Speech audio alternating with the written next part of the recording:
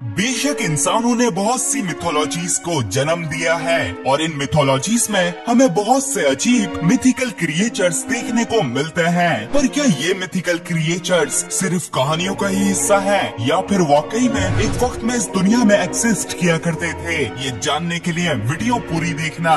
Number 7, giant serpents. दोस्तों, giant serpents या snake किसी एक मिथोलॉजी में फेमस नहीं है, क्योंकि अगर आप नॉर्स मिथोलॉजी को देखोगे तो आपको योर्मनगंडर जैसा जायंट सर्पेंट देखने को मिलेगा।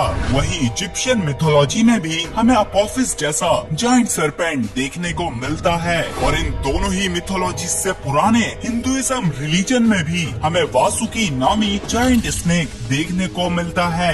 असल में ये स्नेक्स रियलिटी में एग्जिस्ट किया करते थे। खास तौर में मैं यहाँ टाइटेनोबोआ और वासुकी इंडिकस की बात कर रहा हूँ, क्योंकि जहाँ टाइटेनोबोआ 42 फीट तक होते थे, जो कि ऑफ कोर्स सिटी बस के जितना साइज है, वहीं वासुकी इंडिकस 50 फीट तक होते थे, तकरीबन 3 लिमोजीन्स के बराबर। इसलिए तो ये दोनों जायंट स्नेक्स अपने जमाने के एपेक्स प्रेडेटर्स हुआ करते थे, जो किसी भी एनिमल का सांस रोककर उसे आसानी से निगल लिया करते थे। वैसे Titanoboa modern day south America continent में पाए जाते थे, जहाँ आज अमेज़न जंगल है, और वहीं वासुकी इंडिकस इंडिया के गुजरात स्टेट से डिस्कवर हुए थे, जिसका मतलब ये प्री हिस्टोरिक इंडियन सब कॉन्टिनेंट में पाए जाते थे। इसी वजह से इनका नाम भी हिंदुइज्म के वासुकी स्नेक से ही लिया गया है। नंबर 6, येटी और बिगफुट। दोस्तों, आपने 2 पैर में चलने वाले इंसान जैसे बंदर का तो जरूर सुना होगा। हिमालयन कल्चर में इसे येटी के नाम से जाना जाता है, जो बड़े बड़े ठंडे माउंटेन्स के पास रहता है। इवन एक दफा तो 1951 में माउंट एवरेस्ट के पास इनका फुटप्रिंट भी कैप्चर किया गया था, लेकिन हाँ, बाद में पता चला ये बेयर का फुटप्रिंट था।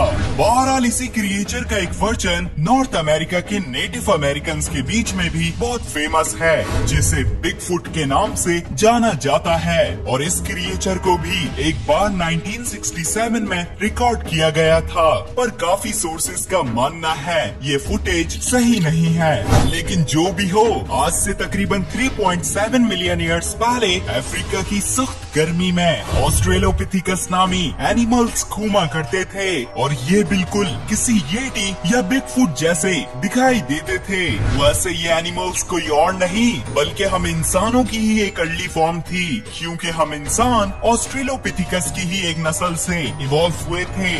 ऑस्ट्रेलोपिथिकस के दिमाग का साइज मॉडर्न डे ह्यूमंस से 3 गुना छोटा होता था, इसलिए ना इनमें बोलने की एबिलिटी थी और ना ही टूल्स बनाने की एबिलिटी। Number 5, unicorn. दोस्तों, यूनिकॉर्न जैसे क्रिएचर का सबसे पहला एविडेंस कहीं और से नहीं बल्कि पाकिस्तान और इंडिया की फेमस इंडस वैली सिविलाइजेशन की सील्स से मिलता है। और काफी लोग मानते हैं ये बस एक मिथोलॉजिकल क्रिएचर है, लेकिन दोस्तों, इनके जैसा एक एनिमल इस दुनिया में जरूर आया था, क्योंकि आज से 40,000 साल पहले आइस एज के ठंडे तरीन दौर में इलास्मोथेरियम नामी जायंट हॉर्न वाले राइनोस इस दुनिया में घूमा करते थे। और आपकी इंफॉर्मेशन के लिए, राइनोसेरस के क्लोजेस्ट रिलेटिव्स हॉर्स ही होते हैं। और अगर इलास्मोथेरियम के हॉर्न के साइज को कंपेयर किया जाए तो ये एक इंसान के बराबर होता था, और यही वजह है कि इनके पास इस दुनिया का लार्जेस्ट हॉर्न्ड एनिमल होने का रिकॉर्ड है।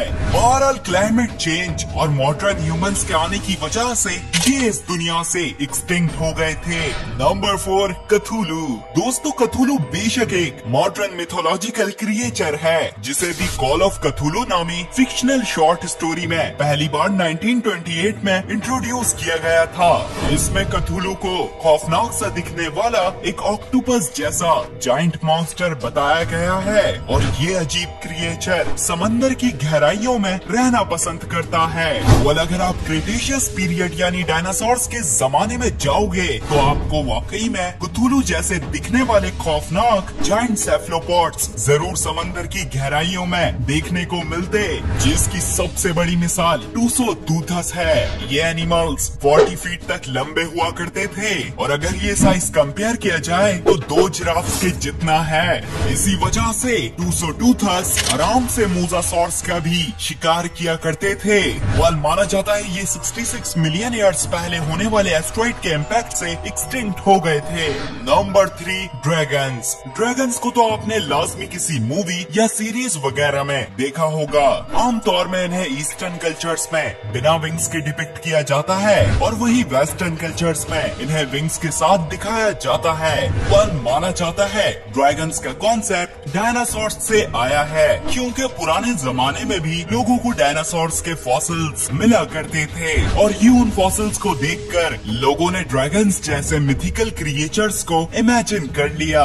लेकिन हाँ, 66 मिलियन ईयर्स पहले ड्रैगन्स को इमेजिन करने की जरूरत नहीं थी, क्योंकि उस दौरान क्वेटज़लकोअट्लस नामी इस दुनिया में इवॉल्व होने वाला सबसे बड़ा उड़ने वाला क्रिएचर किसी ड्रैगन से कम नहीं दिखाई देता था।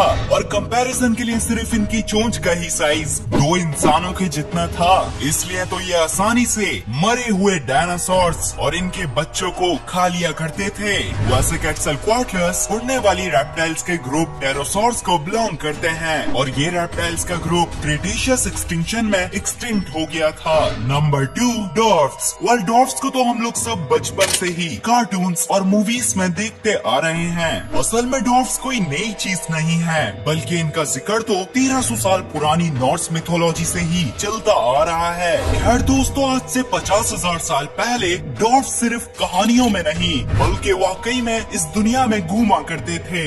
यहाँ मैं बात कर रहा हूँ इंसानों की सबसे छोटी नस्ल होमो फ्लोरेंसिएंसिस की। इनका और मॉडर्न डे ह्यूमन का साइज कंपैरिजन तो आप देख ही सकते हो, इसलिए पॉसिबल है कि इन्हें अपने टाइम में कोमोडो ड्रैगन जैसे एनिमल्स से काफी मुश्किलात का सामना करना पड़ता होगा। माना जाता है जब 1 लाख साल पहले फेमस होमो इरेक्टस इंडोनेशिया के फ्लोर्स आइलैंड में आए थे, तो ये आइलैंड डॉर्फिज्म नामी फिनोमिनन की वजह से छोटे होकर होमो फ्लोरेंसिएंसिस में इवॉल्व हो गए थे। नंबर 1, लॉक नेस मॉन्स्टर। दोस्तों, तकरीबन 1500 सालों से स्कॉटलैंड के लॉक नेस नामी लेक में लोग एक मॉन्स्टर को देखने का दावा करते आ रहे हैं। लोग बताते हैं कि इस मॉन्स्टर की लंबी गर्दन है और ये किसी डायनासोर की तरह दिखाई देता है। काफी रिसर्च करने के बाद आज तक ऐसा कोई जिंदा मॉन्स्टर तो डिस्कवर नहीं हुआ है और एक्सपर्ट्स का मानना है ये सिर्फ एक मिथिकल क्रिएचर ही है। लेकिन अजीब बात है, आज से 66 मिलियन ईयर्स पहले इस मॉन्स्टर जैसा क्या, बल्कि ये मॉन्स्टर रियलिटी में समंदरों में घूमा करता था, जिसे हम प्लीसियोसॉर्स के नाम से जानते हैं। माना जाता है ये साइज में 3 SUV कार्स के बराबर हुआ करते थे और ये साइज तो मिथिकल लॉक नेस मॉन्स्टर से भी बड़ा है। खैर दोस्तों, प्लीसियोसॉर्स ने इस दुनिया में 150 मिलियन ईयर्स तक राज किया था। बाद में क्रेटेशियस एक्सटिंक्शन में इनकी पूरी तरह से नस्ल खत्म हो गई थी। अब सवाल ये उठता है कि अगर प्लीसियोसॉर्स इतने पुराने जमाने में एक्सटिंक्ट हो गए तो लॉक नेस में लोग इन्हें 1500 सालों से कैसे देखते आ रहे हैं। मेरा ये मानना है कि शायद किसी को प्लीसियोसॉर का फॉसिल मिल गया होगा और उसी से उसने लॉक नेस मॉन्स्टर की कहानियों को जन्म दिया होगा। अगर आपको